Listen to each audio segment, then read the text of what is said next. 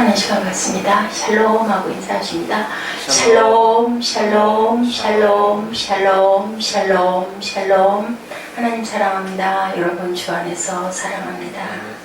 하나님의 성령을 근심하게 하지 말라. 그 안에서 너희가 구원의 날까지 인치심을 받았느니라. 아멘. 성령께서 보증으로 우리를 인을 도장을 꽉 치셨어요. 그죠? 우리가 집을 사거나 건물을 살 때 항상 등기를 하지 않습니까? 그리고 인감도장이 들어가죠. 그런 것처럼 너희는 나의 자녀다 하고 주님께서 성령을 통해서 인을 치시고 가시면서도 말씀하셨죠. 내가 가는 것이 너희에게는 유익할 것이다 라고 말씀하십니다. 그리고 내가 가면 나보다 더 큰 일도, 지금보다 더 큰 일도 할 것이다 라고 그렇게 말씀을 하고 가셨어요. 성령이 안 계시면 우리가 할 수 있는 것은 아무것도 없죠. 아까 찬양에서처럼 용서하고 사랑하고, 정말 사랑하고 싶어요. 사랑하고 싶어요. 원수도 사랑하라고 하나님이 말씀하셨는데 우리가 항상 그게 되지가 않을 때가 너무 많죠. 나에게 잘해주고 나를 도와주고 나를 편하게 해주고 뭔가를 좋은 것을 채워줬을 때는 좋아하는 마음, 글쎄 그게 사랑까지일지 어떨지 모르지만 그런 마음이 생기는데, 내게 조금 쓴소리를 하거나 나를 조금 불편하게 하거나 조금 피해가 가게 하면은 어떻게 해요? 당장 검이 나가요. 그죠? 입술에서도 칼이 나가게 되고 또 눈길에서도 미운 눈길이, 눈이 아주 매섭고 날카롭게 변하게 되고, 그게 다 뭐라 그래요? 우리의 마음 안에 있는 죄성 때문에, 원죄의 그 근성 때문에 악이 들어차 있어서 그게 당장에 벗겨져서 나오게 됩니다. 그런데 그것을 도와주시는 분이 성령이시고 우리가 예수 안에서 새롭게 되었다 하면서도 언제까지 하나님께 갈 때까지 우리는 성화되어가는 과정에 있습니다. 그렇기 때문에 항상 안 돼서 나를 떠나서는 너희가 아무것도 할 수 없습니다. 요한복음 5장 15절에도 말씀하고 계세요. 포도나무 가지가 내 수액을 떠나서는 아무 열매를 맺을 수가 없다. 저 나무가 튼튼했었는데 무엇 때문에? 금식이죠. 단 며칠 사이에 그 나무는 금방 그렇게 되네요. 그렇게 무성하고 싱싱하던 것이 금방 하루 이틀 사이에 금방 그렇게 변해져요. 우리는 모르는데 어디가 어떻게 썩었는지 병이 들었는지 알 수가 없는데 그렇게 변합니다. 무엇이? 뿌리가 아주 건강하게 단단하게 흙 속에 내려가 있고 거기에 병균이 침입하지 않았을 때 싱싱하게 잘 이파리가 푸른 잎이 계속 나오면서 자라죠. 그런데 병이 들어가면, 병균이 들어가면, 아니면 물을 너무 많이 줬거나 아니면 햇빛을 봐야 하는 나무가 햇빛을 보지 못하거나 그렇게 되면 살아갈 수가 없어요. 우리는 어떨까요? 성령 안에 붙어 있지 않으면. 그래서 성령님은 인격적인 존재이시기 때문에 삼위 하나님이 분 중에서 한 분이시기 때문에 항상 우리가 마음으로 인정하고 모시고 환영하고 의지했을 때 성령께서 우리 안에서 역사하시죠. 항상 성령은 우리와 함께 계시는데 그런데 우리가 찾지 않으면 잠잠히 바라보고만 계십니다. 요한복음 14장 12절에 내가 진실로 진실로 너희에게 이르노니 나를 믿는 자는 내가 하는 일을 그도 할 것이요 또한 그보다 큰 일도 하리니 이는 내가 아버지께로 감이라. 아버지께로 주님께서, 예수께서 가시면서 성령을 보내셨죠. 기다리라고 그러셨죠. 열흘 만에 120문도들에게 성령이 오시고 나니까 어떻게 됐어요? 주님이 계실 때보다 더 멀리까지 가서 사역들을 다 하고 달려나갑니다. 안에 들어앉아 있었던 사람은 하나도 없었어요. 예수님의 활동 범위는 유대와 갈릴리 지역이었는데 교통이 지금 같지 않아서 드로아, 시돈, 데가볼리 같은 이방인 지역에도 가신 적이 있긴 하지만 반면에 성령 충만함을 받은 제자들은 어땠습니까? 사도 바울은 시리아, 터키, 그리스도, 로마까지, 그죠? 그 교통이 어려운 열악한 때 거기까지 복음을 전했죠. 도마는 메데, 페르시아, 인도까지 가서 복음을 전하다가 돌아갔다라는 그런 그 얘기가 있습니다. 마가는 이집트의 복음을 전했고 열심장원 시몬은 모리타니아와 아프리카 브리튼에서 복음을 전했습니다. 안드레는 카스피의 북방과 아프가니스탄 북방의 복음을 전했고 이디오피아에 가서도 복음을 전했다고 이렇게 기록이 돼 있어요. 많은 나라에까지 이렇게 진출을 합니다. 참 지금 생각해보면 어떻게 그 먼 데까지 갔을까? 지금은 비행기 타면 그냥 갈 수 있지만 그때는 도대체 무엇을 타고 어떻게 그 멀리까지 어떻게 알고 갔을까 싶습니다. 무엇이 성령께서 인도하시는 거죠. 갈 수 있도록 길을 내시고, 사람이 할 수 있는 건 사람이 열심히 해야 돼요. 그 마음에 하나님이 열정을 주시고 확신을 주셨을 때는 기도하고 할 수 있지만, 우리가 할 수 없는 거, 우리가 알 수 없는 것은 오직 성령께서만 우리를 인도하십니다. 교회가 확장되는 거, 교회가 세상적인 얘기로 부흥되는 거, 내적으로 하나 되는 거, 이 모든 것들도 성령께서 역사하시죠. 거기에 무엇이 틈이 타서, 사단의 세력이 틈이 타서 깨우시려고 합니다. 그럴 때 우리는 어떻게 해야 될까요? 열심히 기도할 수밖에 없습니다. 성령께 의지해야 되고 성령께서 일하시옵소서 해야 되겠죠. 성령은 인격을 가진 인격체이시고, 그래서 우리는 항상 모셔드립니다. 환영합니다. 기도할 때, 하나님하고 기도할 때 우리 마음 안에서 어떻든가요? 저는 그렇습니다. 뭉클하게 올라와요, 성령께서. 그리고 그렇게 많은 눈물을 쏟기도 하고, 기쁨의 눈물이기도 하고, 아니면 내가 할 수 없는 것들에 대한 그런 통의 자복의 눈물이기도 하고, 회개의 눈물이기도 하고, 그것을 주시면서 그 다음에 꼭 주시는 것은 마음의 소망과 기쁨을 주십니다. 그리고 평안을 주십니다. 이렇게 좋으신 성령 하나님께서 이 아침도 저와 여러분과 함께 이 자리에 계십니다. 보혜사라고 하죠. 헬퍼, 또 도와주시는 분, 변호해 주시는 분. 예수님은 이런 말씀을 하셨어요. 요한복음 16장 7절입니다. 내가 너에게 실상을 말하노니 내가 떠나가는 것이 너희에게는 유익한 줄 알아라 라고 말씀하시죠. 내가 떠나가지 아니하면 보혜사가 너희에게 오시지 않을 것이다. 왜냐하면 예수께서 그 자리에 계시니까. 가면 내가 그를 너희에게 보내리니. 그리고 가셔서 정말 약속을 지키셔서 보혜사 성령께서 와서 너희가 성령을 받으라 라고 말씀하시죠. 요한복음 14장 26절입니다. 보혜사 곧 아버지께서 내 이름으로 보내실 성령, 그가 너에게 모든 것을 가르치고 내가 너에게 말한 모든 것을 생각나게 하리라. 그래서 우리는 열심히 하나님의 말씀을 보고, 말씀을 받던 것들이 어떤 문제와 상황이 있었을 때, 또한 기도하고 있을 때 말씀이 육신이 돼서 살아나시죠. 말씀을 주시죠. 우리는 그 말씀을 붙들고 그대로 실천하고 나아가면 되는데, 연약함을 아시고 성령께서 우리를 도우십니다. 말할 수 없는 통곡으로 우리를 도우신다. 네, 이렇게 말씀하고 계시죠.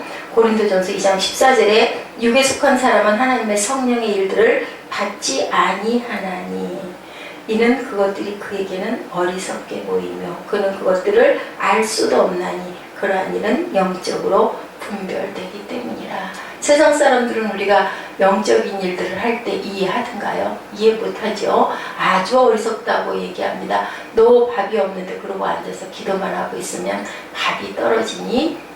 부족한 부분들이 있어서 기도할 뿐이죠. 어떻게 할 수가 없습니다 라고 하면은 세상 사람들은 웃죠. 그러고 있지 말고 어디를 찾아가 보든지 아니면은 나가서 노동이라도 해야지 그게 앉아있다고 되느냐. 그런데 세상 사람과 다른 방법이 하나 있죠. 우리 하나님의 종들은 어찌할 수 없을 때는 기도할 수밖에 없습니다. 하나님의 우리 힘을 넘어선 부분은, 내 힘으로 안 되는 부분은 어떻게 합니까? 기도할 수밖에 없죠. 하나님이 가장 좋은 것으로 채워주심을 믿는 그 믿음의 분량의 크기만큼 이루어지기도 하고 중간에 좌절이 되기도 하고, 분량이 차지 못하면 기간이 더 길게 가기도 하고, 시화 때는 누구만 하세요? 하나님이 아시죠. 영적인 이해가 없기 때문에. 왜? 다르니까. 크리스찬이 구별된 사람이 왜 구별됐습니까? 세상적인 방법이 아닌 것으로 살아가고 세상적인 눈에 보이는 것이 아닌 것을 바라보고 살아가는 우리들이기 때문에 구별된 성도인 줄로 믿습니다. 성전은 건물이 아니죠. 하나님의 영이 계신 곳. 왜냐하면 하나님을 사모하는 자들이 모여서 예배하기 때문에 그것은 우리가 모시고 환영하고 또한 인정하고 가기 때문에 그것에는 성령께서 충만하게 역사하시고, 중보가 그래서 중요하죠. 항상 내 기도보다는 남을 위해서 기도할 때 나의 필요한 부분을 하나님께서 채우십니다. 어떠시든가요? 성령이 오시니까 성경이 보이든가요? 성경이 달고 오묘한 말씀이든가요? 성경이 그냥 느껴지든가요? 말씀이 육신이 되시든가요? 그렇죠? 그렇게 우리가 모든 걸 이해하지 못했던 것까지도 다 이해하게 해주시는 성령이 우리 안에 계십니다.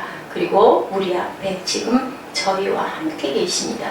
그렇기 때문에 우리 본문 말씀에 뭐라고 말씀하고 계시던가요? 29절, 31, 2절에 뭐라고 하시죠? 더러운 말은 너 입 밖에 내지 말고 덕을 세우는 데 소용되는 대로 선한 말을 하여 듣는 자들에게 은혜를 끼치게 하라.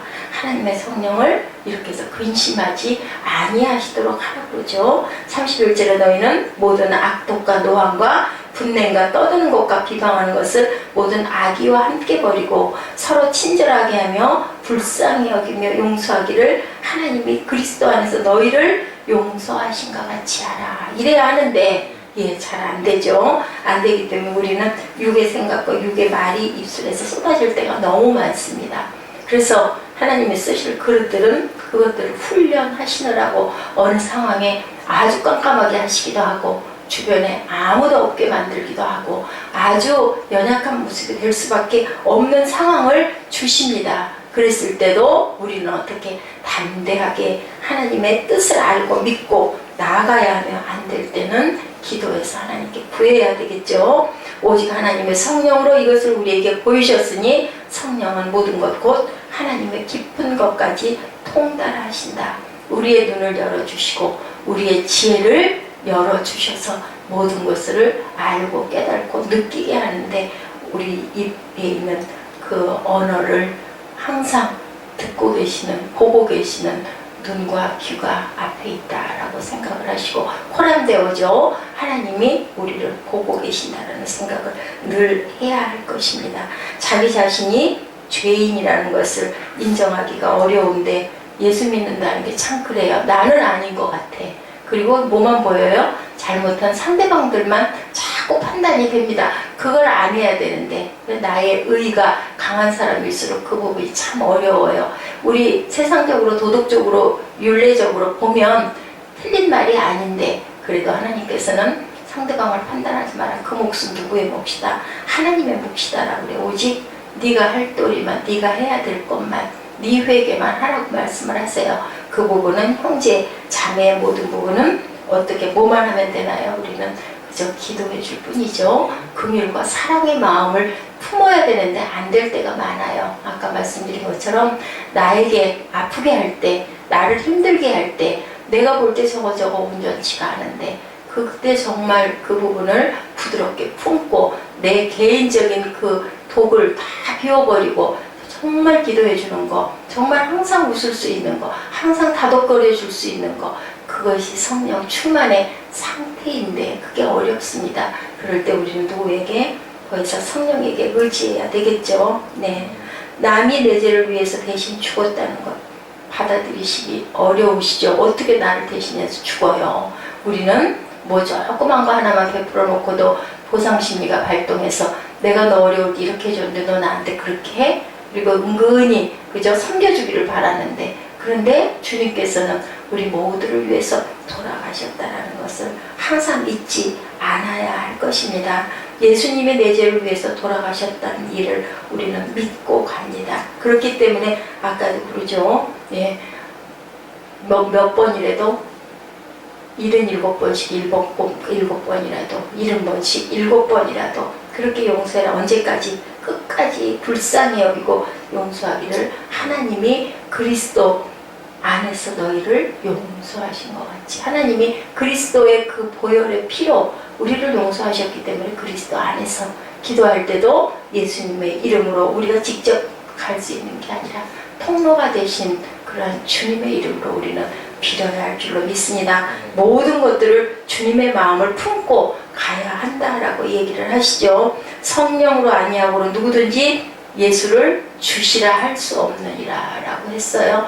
베드로가 고백했죠. 도마가 고백했죠. 네, 그리고 또한 누구예요? 마르다, 마리아의 언니가 그렇게 고백을 했습니다. 예, 하나님은 살아계신 하나님의 아들이십니다. 주님은 그렇게 고백을 하죠. 그 바람에 귀한 자들이 됩니다. 예, 어땠습니까? 옥합을 깨뜨린 마리아는 어땠습니까? 성경이 있는 한은 항상 기록하라 하고 그렇게 주님께서 말씀하셨어요. 그 옥합이 비싸서가 아니라 그 사랑과 그 정성이 주님의 마음에 감동을 주신 거예요. 그만큼 그 모든 것들은 우리가 할 수 있는 것이 아니라 오직 성령께서만 누구든지 예수를 주라고 할 수가 있는 거죠. 오순절 성령 강림 시 일어났던 일을 사도행전은 이렇게 증언하고 있네요. 2장 8절에 우리 각 사람이 난 곳 방언으로 듣게 되는 것이 어찌 됨이냐. 우리가 다 우리의 각 언어로 하나님의 큰 일을 말함을 듣는도라. 오순절에 성령께서 임하셨을 때 제자들이 방언을 하게 됐는데 그 많은 곳에서 온 사람들이 방언을 할 때 다 각자의 나라의 말로 통역이 돼서 들렸다라고 얘기하고 있죠. 지금 우리가 방언하는 것과는 조금 다릅니다. 성령은 예수를 증언하는 영인데 성령의 임함은 예수를 구주로 믿게 되고 예수를 구주라고 증언을 하게 되죠. 그래서 우리는 성령은 우리를 새롭게 하셔서 술 취하지 말라. 이는 방탕한 것이다. 제가 지난번에 한번 그런 말씀 드렸죠. 이게 뭐 어때서 밥 먹을 때 반주로 나 소주 한 병 정도 먹어도 절대로 술 취하지 않아. 누구에게도 실수하지 않아. 금전적으로도 낭비하는 게 아니야 했던 어떤 집사님이 어땠다고 그랬어요. 성령을 충만하게 받고 나니까 나를 이 습관적인 것으로 나를 좀 먹고 있구나.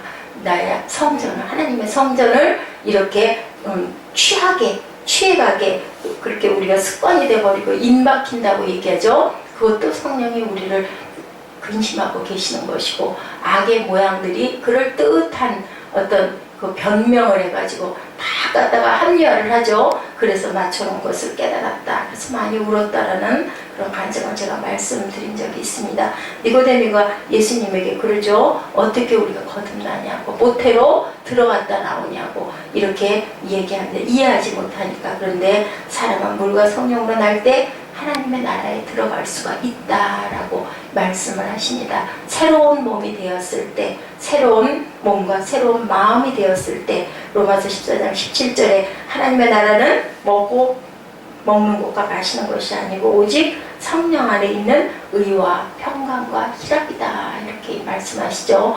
의와 평강과 희락이 충만한 오늘 하루가 되시기를 주님의 이름으로 축복합니다.